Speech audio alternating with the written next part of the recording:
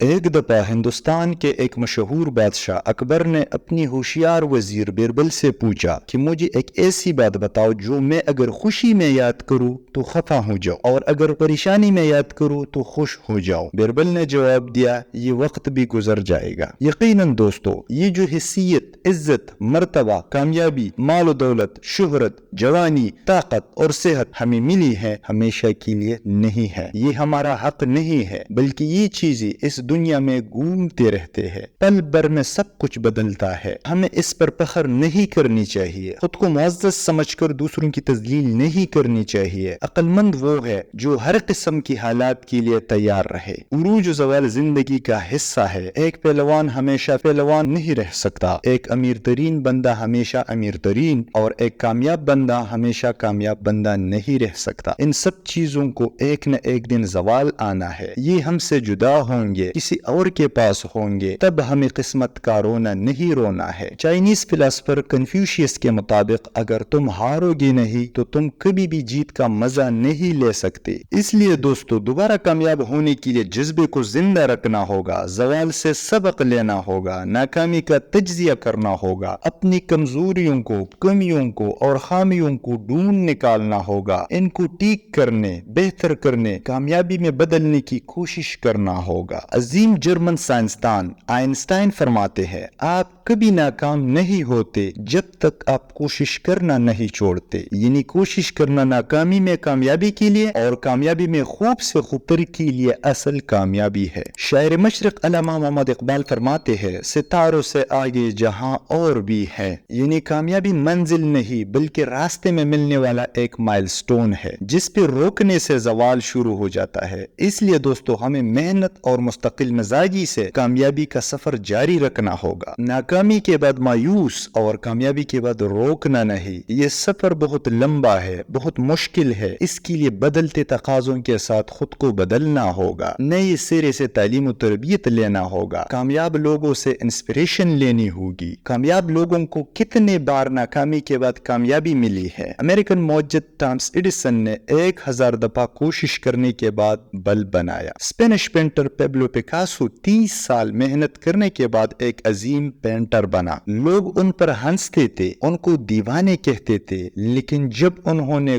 گونگے اور بہروں کی طرح ہو کر صرف اور صرف اپنی منزل پانے پہ توجہ دیا، محنت جاری رکھا اور ان لوگوں کی باتوں کا جواب باتوں کی بجائے عمل سے دیا، تو وہ لوگ حیران و پریشان رہ گئے۔ پھر ان کو ہیرو قرار دیے، ان کا نام عزت و احترام سے لینے لگے اور وہ دیوانی دنیا پر نشان چھوڑ گئے۔